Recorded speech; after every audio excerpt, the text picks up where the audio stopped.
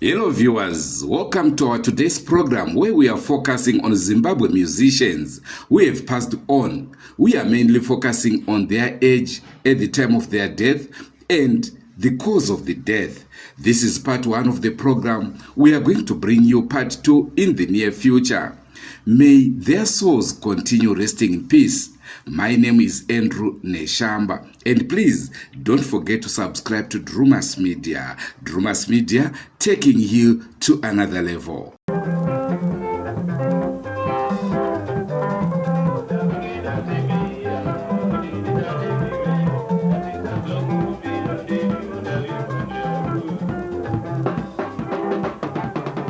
Leonard Dembo passed away at the age of 36 after a long struggle with severe nosebleeds and complications from a rare condition that affected his health during his final years.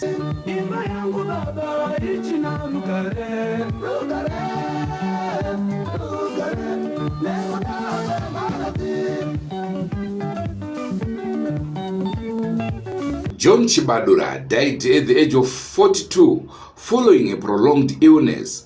He faced significant financial hardships towards the end of his life, having sold many of his possessions to cover medical expenses.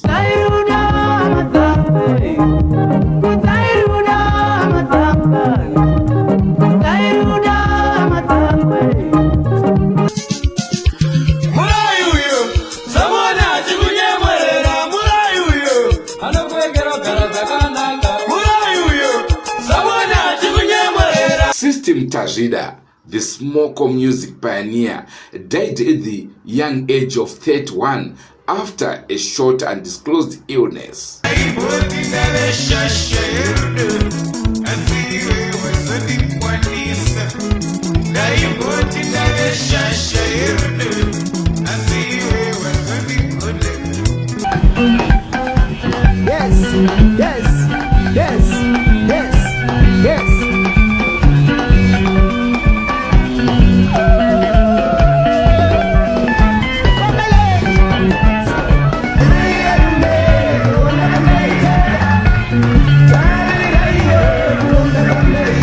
Simon Chimbetu, known as Chopper, the Dendera King, died at 49.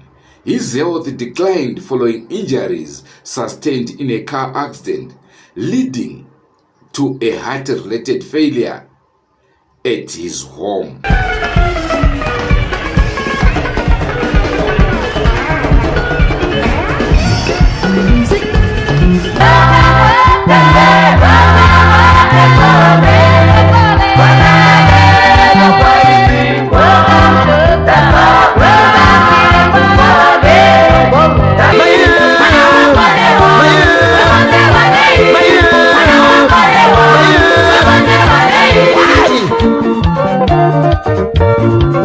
Matavire, Dr. Love, passed away at his farm in Ngwenya at the age of 44. Reports indicate he suffered from a short illness, though some accounts famously mentioned severe complications involving hiccups.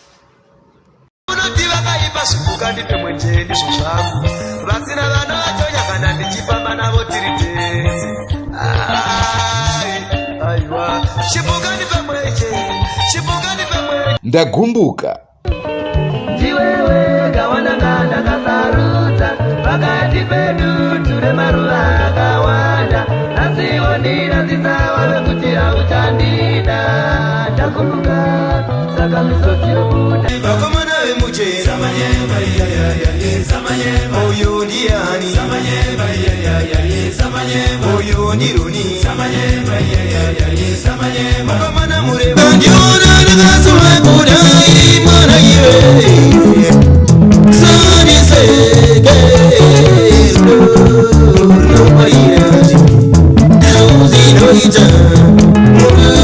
Tongai Moyo Dewa died at 43 after a widely publicized and courageous 6-year battle with non-Hodgkin's lymphoma cancer.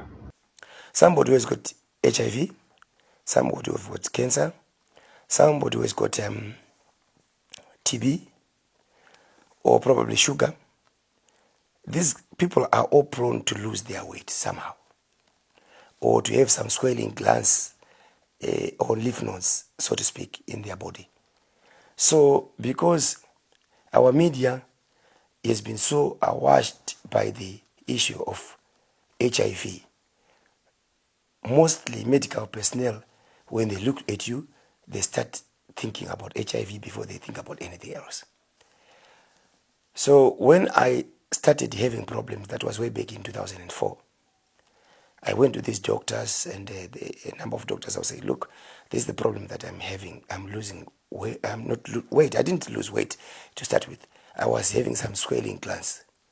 You see, I can give you an example of this thing here. So they were swelling. So as they were swelling, I didn't know it was the body was trying to fight something, but we didn't know what it was actually fighting. The doctors just thought it was HIV. So in 2004, we checked for my HIV status. It was negative. They got confused because I was working with the general doctors. I had not moved into specialists. So I then went to Harare the other time. So this other specialist, so he looked at me and said, before he even looked at my history, he said, you could be suffering from cancer. Then I said, no, yeah, I don't know. That's why I've come here, but I had all my records. He said, no. Why would the doctors waste time looking for a disease? If you check, if somebody is negative, he's negative. How would they spend 2 years, looking for one disease?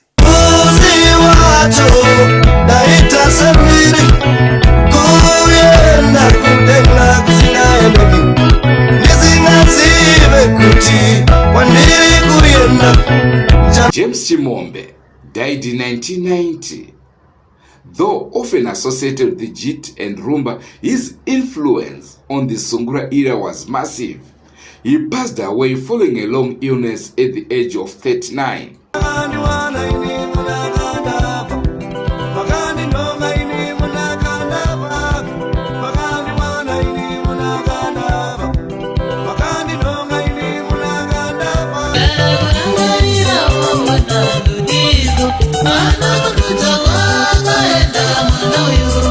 Tedious Matsito Muchapeza died in 2019. The Ngwenya brothers frontman died following health complications stemming from a stroke and leg amputation after a road accident years prior.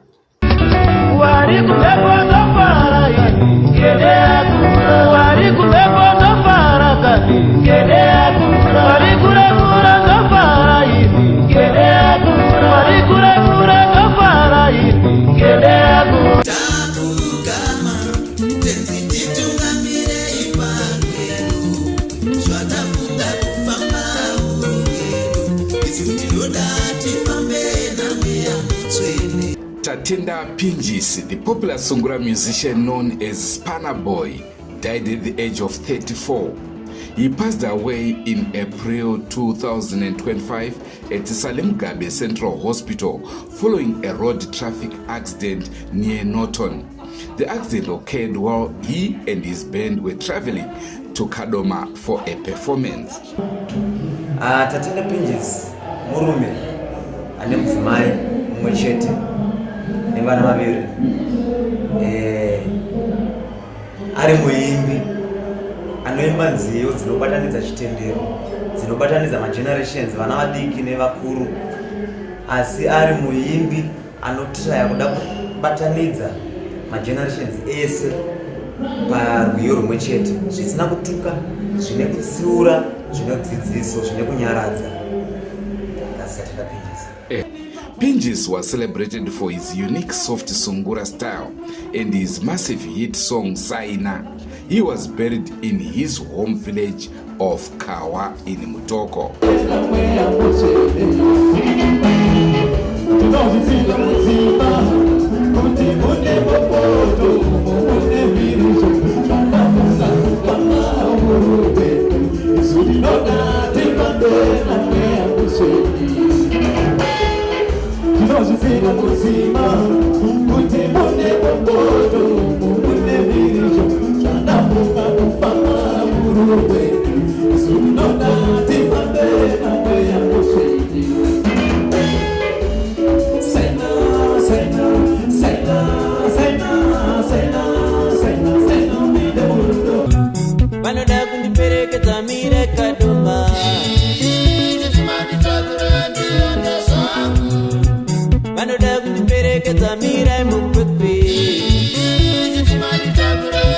Admire Kasenga, the lead of the Ngosimbi crew and the voice behind hits like Andy Roda and Pamchato wa Tobias, passed away on October 17, 2004. He died at the age of 34 at his brother's home in Chinhoyi. Regarding the cause of his death, reports state that he succumbed to a prolonged illness that had forced him to stop live performances and sidelined his career during its peak. Baba tono zai moto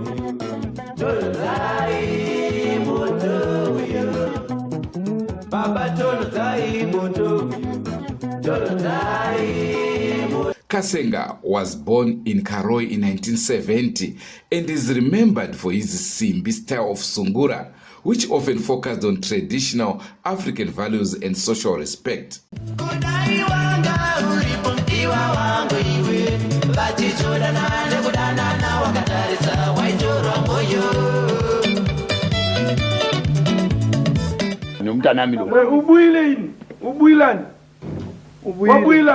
Wakana tidi kudaro regaiti nzwe kuti vari kutiti. Anditeera kubva kumusha muna kuita noise. Baba. Nyabuya lapo. Yikupi. Mana. Regaiti nzwe zvavari kuti. Ari kudini? Regaiti. Ari kudeiko? Mira ikamba barwisi. Ndokuita seko regaiti nzwe kuti. Rega kuenda. Ko kana ndikasaenda. Auya ada kuita sei? Vanogokuita seko ndiri pano. Vanogokuita ise ndiri pano. Musadaro mani baba warwisi nai. Regai ndinzwe ndiri kupinda mai manje. Uri kuenda kupi? Uya. Come. Kutaura kani baba warwisi ndokuita seko. Safirio Madzikatire, famously known as Mkadota, passed away in 1996 at the age of 64.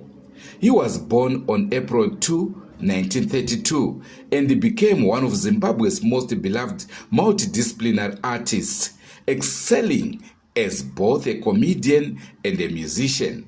While he is often remembered for his legendary comedy series Muriava Mkadota, he was also a prolific musician with hits like Katarina and Kwanyani.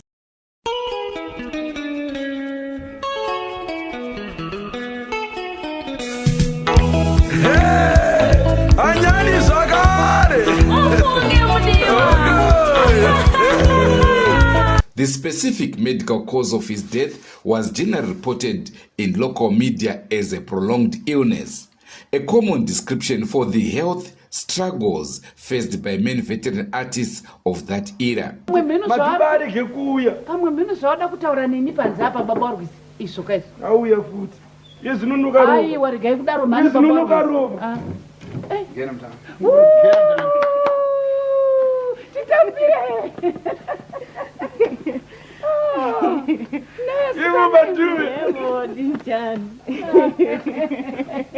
Baba. Ngwenya, angazi ukuthi unjani wena. Baba, ube usithi ngahambi no. Manje inhliziyo yakho seyinjani?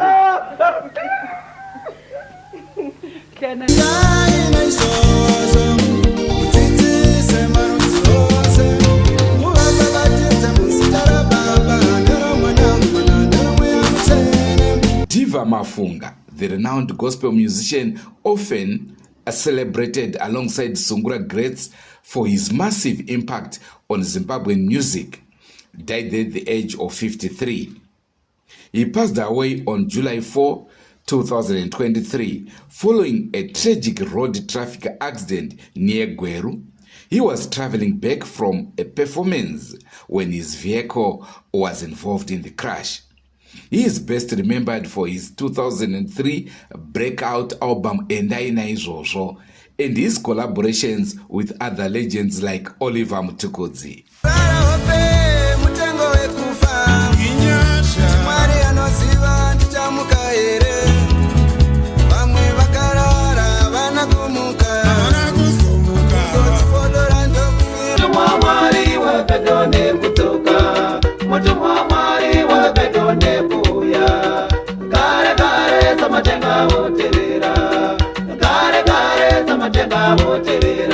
Thomas Makion died at the age of 29. He passed away on August 10, 2001 at Chitungwiza General Hospital. Like many artists of that era, his cause of death was officially reported as a prolonged illness.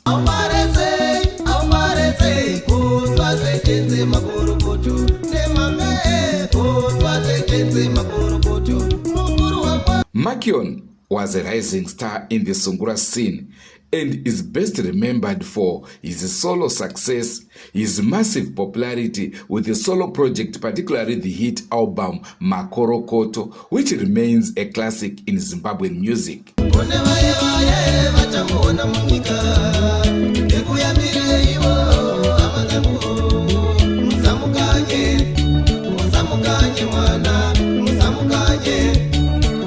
His death at such a young age was considered a major blow to the industry. He was seen as one of the most promising vocalists and songwriters of his generation.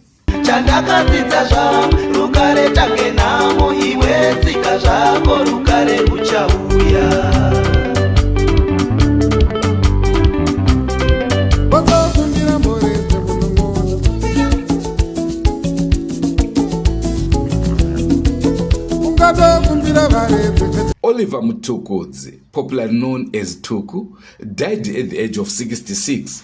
He passed away on January 23, 2019 at the Avenues Clinic in Harare.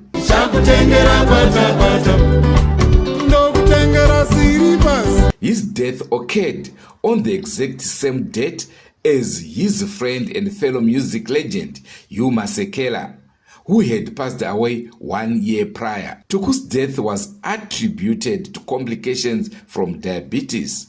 He had lived with the condition for over a month in a critical state before his passing.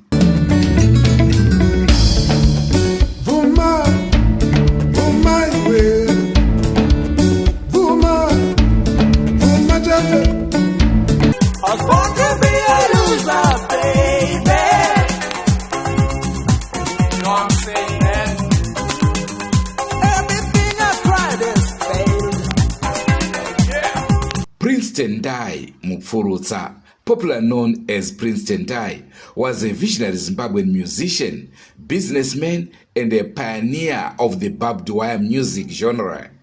He died at the age of 54. He passed away on December 27, 2011. I said, lady, can I see you after the party? And you said, maybe. Passed away on December 27, 2011 at the Avenues Clinic in Harare after a long battle with the motor neuron disease, which had also resulted in him losing his voice and suffering a stroke earlier that year. Character, whoa. I love your character, whoa. Immaculate character, whoa.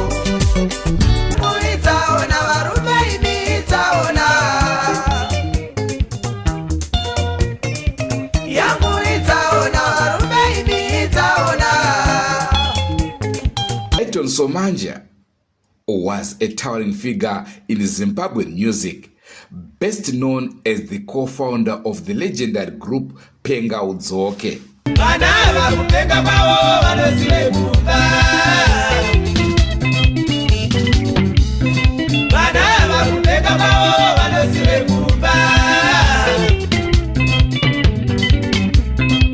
He passed away on April 7, 2015 at the age of 47.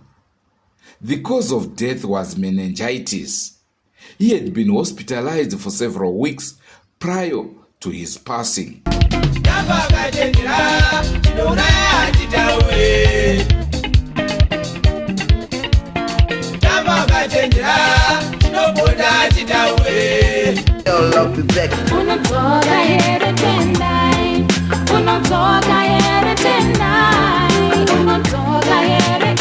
MC Villa, born Tendai Marukutira, was a pioneering Zimbabwean urban grooves artist who rose to massive fame in the early 2000s. He is best remembered for his 2004 breakout hit Unodzoka Here, which featured the vocals of Priscilla Quatara and became an anthem of that era. He was a central figure in the urban grooves movement, a genre that blended R&B, hip-hop and local sounds during a time of a significant growth for Zimbabwe youth music. Yes, reconciliation.